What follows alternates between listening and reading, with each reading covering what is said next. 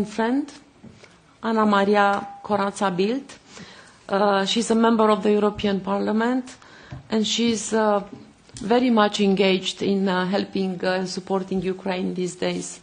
And I also welcome another member of the Parliament, Mr. Laszlo Tökes, who is there. Thanks for coming. Anna, you have the word.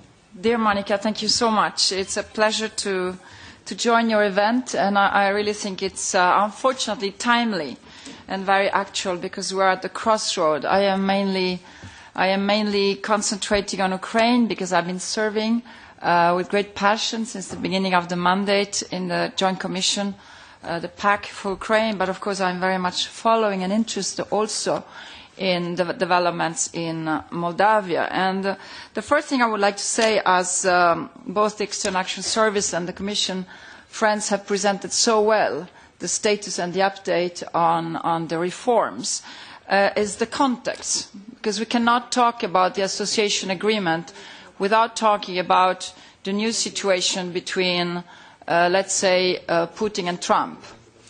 And we have seen that they have this new game-changing situation has increased the bad influence both on the already bad influence of the Kremlin on Ukraine and Moldavia. I would like Monica to put some drama here, because we cannot talk about the association agreement without remembering that we have war in Europe. We have shelling at the moment where civilians are killed. This war has been lasting for 3 years, but after a phone call between Trump and Putin, suddenly it has resumed, or escalated to be more precise, with 21 people killed, not only soldiers, it's bad also if it's soldiers, hundreds of wounded, thousands in need of urgent evacuation. We're talking about -20, -10 temperatures in the Donetsk and Luhansk area, a major humanitarian catastrophe, infrastructure destroyed, lack of access of humanitarian aid, lack of freedom of movement for civilians, major violation of humanitarian law, of the Geneva Convention, crimes, and the list is unfortunately long. How can we talk about economic reforms without talking about this part as well? And we have been, with some of my colleagues in Friends of Ukraine, in the Joint Commission, very vocal. Dirt and Lawrence, you know that. You heard me before.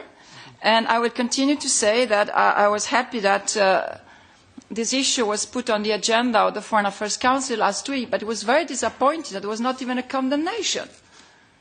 I mean, the foreign ministers of Europe were concerned. We are condemning. And I hope that we will be able to take a strong, united, firm position, which does not mean to declare war to Russia or what this populist would like us to put in our mouth, that we are not saying. We are just saying that we have to stand up for the independence, the territorial integrity and the rights of the people of Ukraine. Moldova is not in this situation, but when the President comes here and says that they are considering to withdraw from the Deeper Comprehensive Free Trade Agreement, I'm not sure where this comes from, but it's not a very encouraging sign. And I think that we really have to take all of this into account. It's an hybrid war. It's military, economic, and propaganda in Ukraine. It's propaganda throughout the entire European Union. It's economic to some of the countries that have borders with Russia, not only Ukraine. And we are all part of that and subject of that. So this situation makes it that we have a responsibility in the European Union to renew our support to the association agreement and also to clarify what it is. It is not an anti-Russian agreement. It is not an exclusive agreement. Same for the Deeper Comprehensive Trade Agreement with Moldova.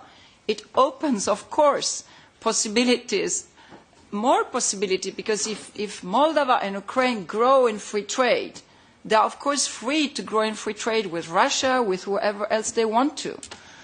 It's not exclusive. It is not something that Europe has imposed. The Eastern Partnership has been a free choice.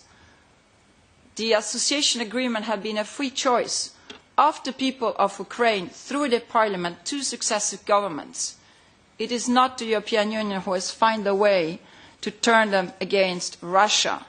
Russia has behaved after we had reached out over the years to include them in our community from the economic, democratic, political means. They have decided to withdraw and break international law. It takes two to tango.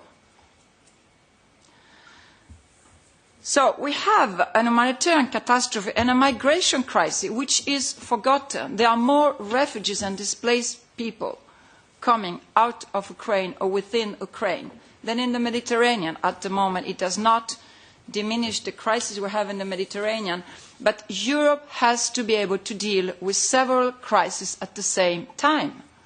We have to be multitasking. The External Action Service, the Commission, the Parliament, we have a responsibility and a duty at the moment to stand firm. We have seen it after Georgia, what happened with Ukraine.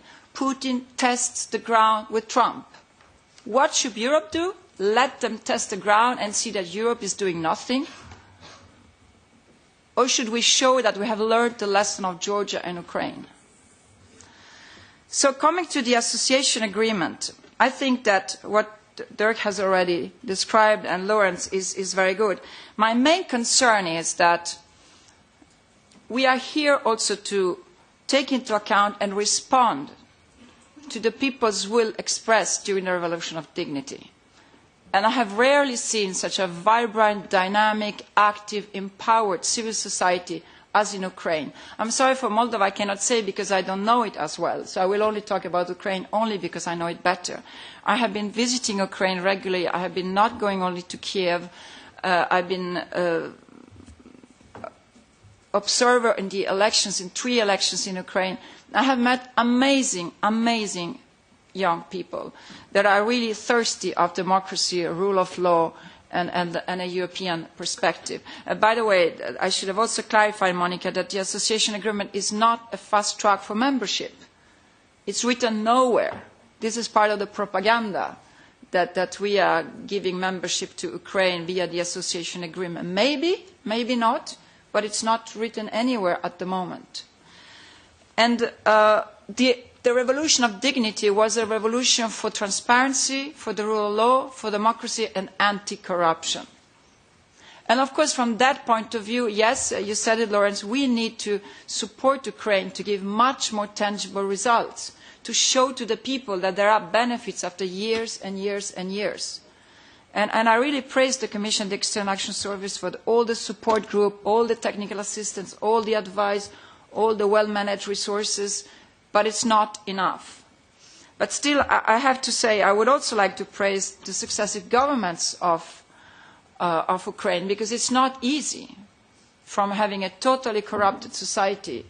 And we have similar problems, maybe not to the same extent. We've gone through it in many European countries. We have, no one here can, throw the first stone without looking first in our own cupboard. I think the anti-corruption institutions that are now up and running have been a major game changer. The electronic declaration of tax files from officials have been a game changer. The liberalisation of the energy sector, which has basically cut one of the biggest sources of corruption and diminished the reliance from the dependence from Russia, among others, has been absolutely major reforms. All the others I'm not going to repeat because you have already said them much better than I have.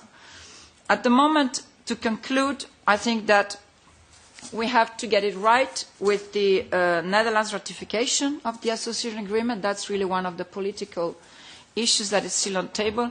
We have to grant the visa liberalisation because Ukraine has fulfilled the roadmap and we cannot have double standards.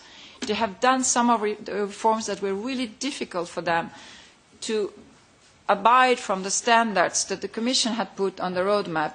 And we cannot give visa to countries that have very, very, very, very low standards of democratic development and respect of fundamental rights and rule of law, and not to Ukraine for politicizing the roadmap. And I think we have to stand strong behind the sanctions, which is also not granted, because these are preconditions to really fully implement the association agreement in a way that gives dividends to the people of Ukraine. Thank you.